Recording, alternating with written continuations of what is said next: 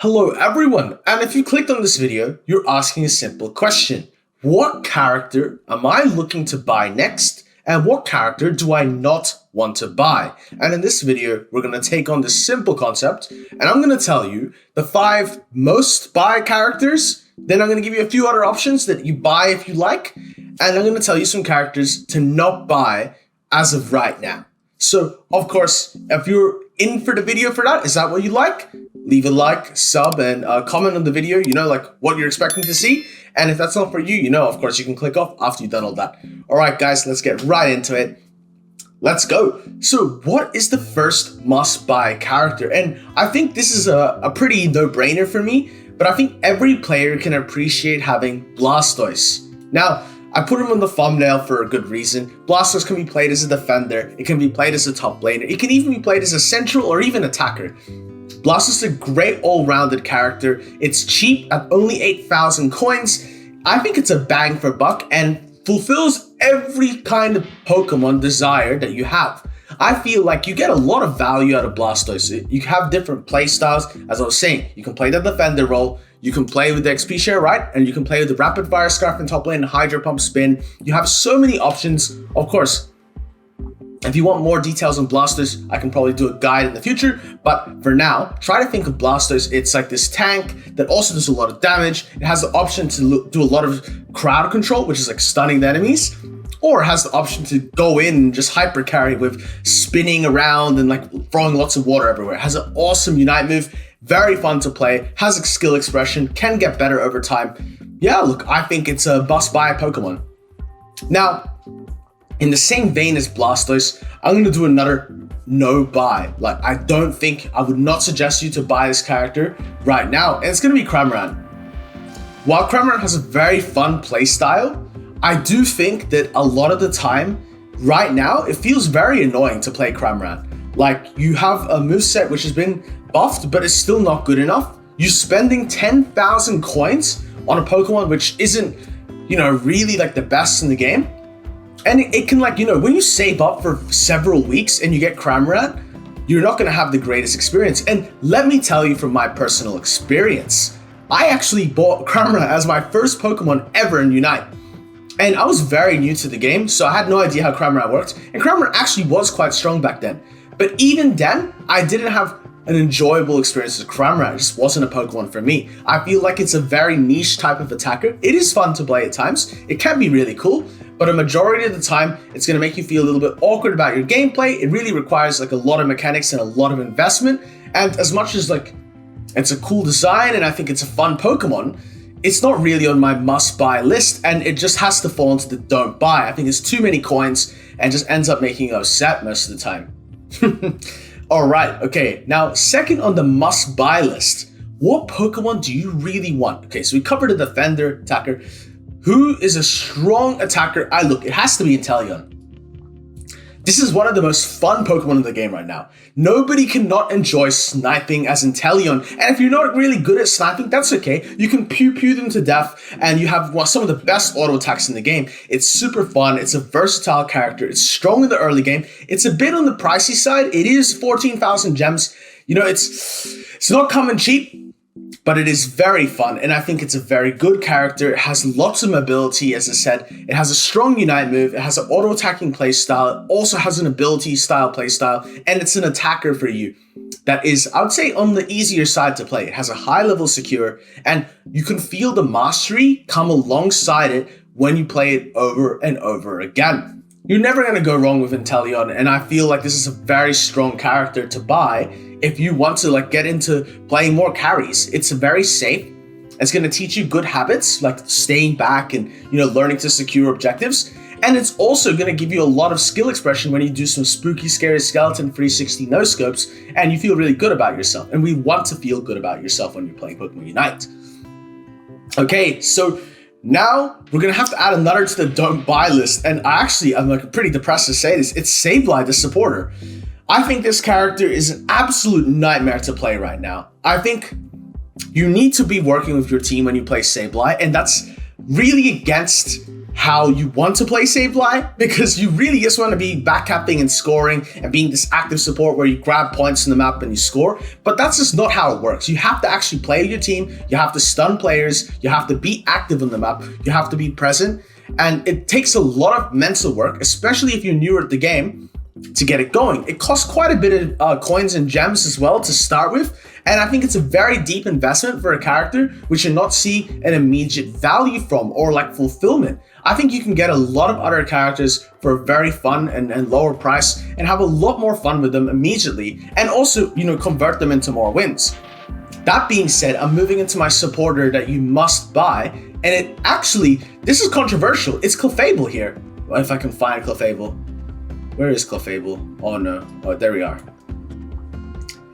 It's accidentally listed as defender of this side. But the reason I like Clefable as a supporter is because it's got two fun playstyles. I don't know if you're not familiar with other type of MOBA games, but its move Follow Me, it resembles Taunt. And like from the other games, whether you play League of Legends and that's Shen, or whether you play Dota and that's Axe. And these characters, like, it has a very fun playstyle. You engage in and you taunt the enemies and your teammates collapse. You have insane healing, which, you know, gets you a very high healing number at the end of the game, which usually makes players feel good.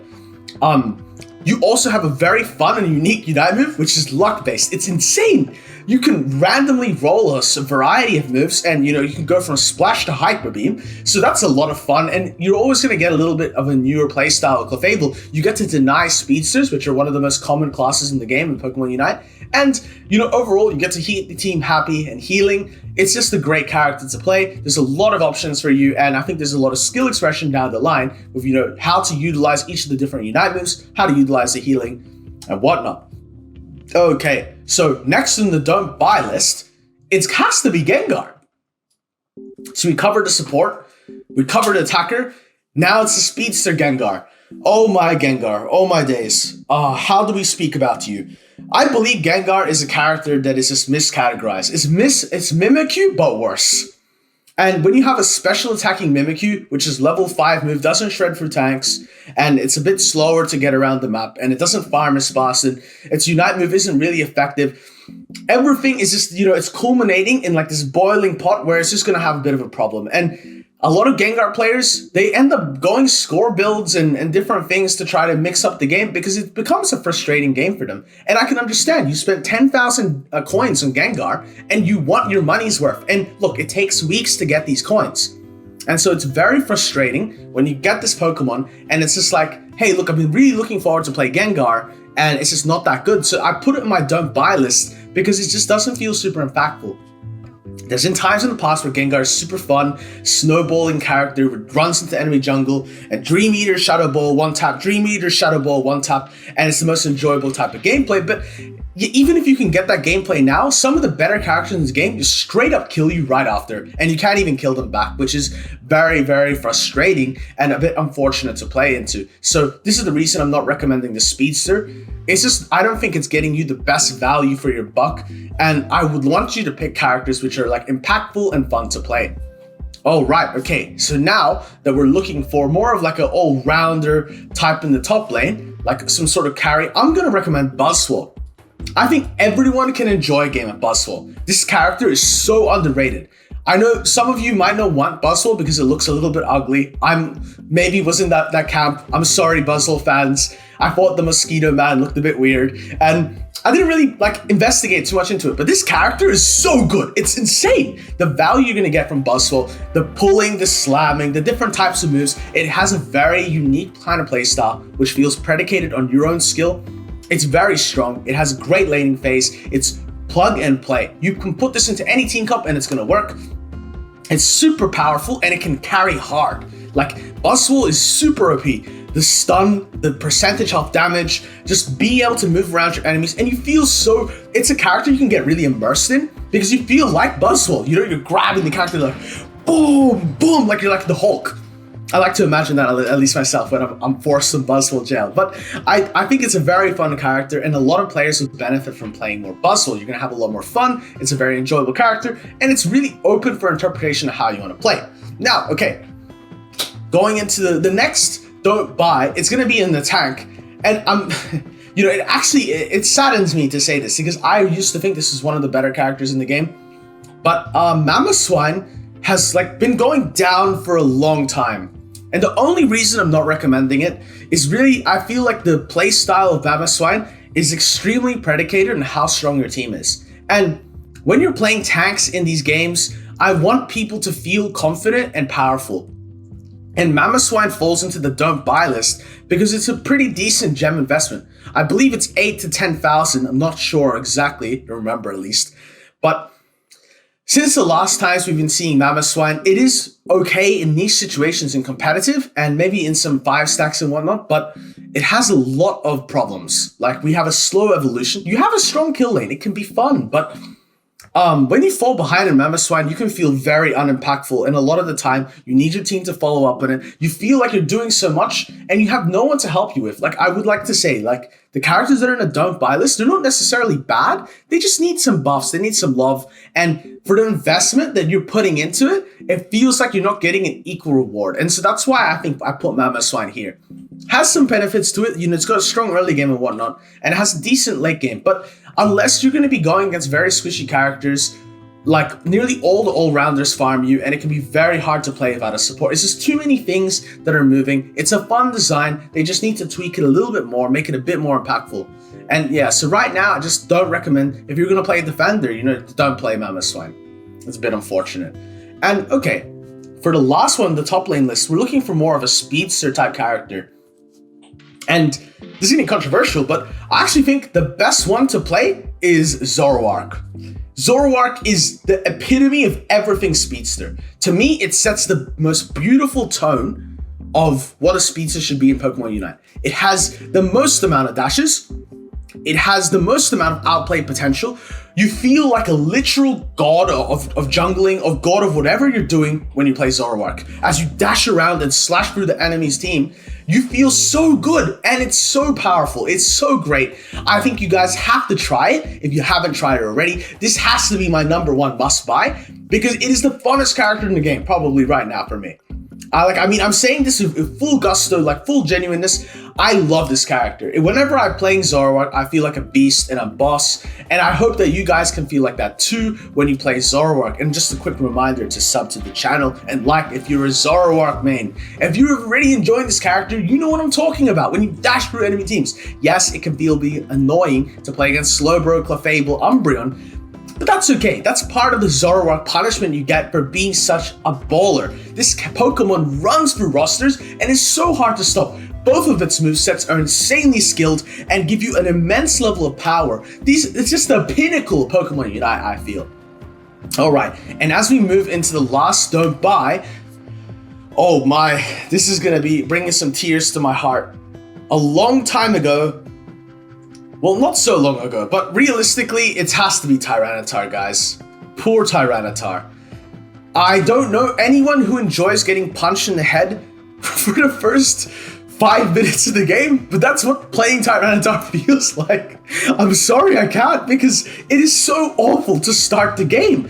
I wouldn't wish this on my worst enemy, to be so helpless.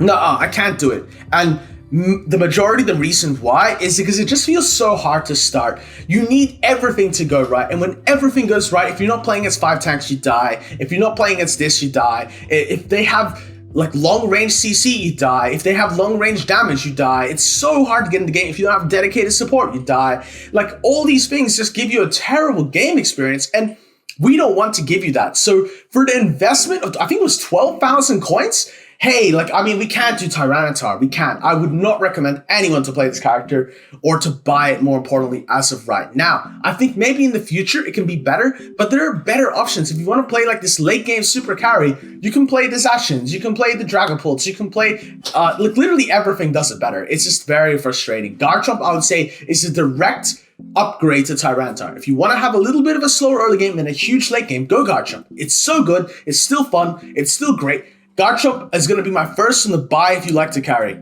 I feel like this character has super skill expression, it's super fun, you're going to have a great time playing it. It's not that expensive. It was released with the base game, so it's not that bad, but yeah, look, that's a good example. And now, okay, what if you'd like to support? What's your okay, you have to go with Umbreon here.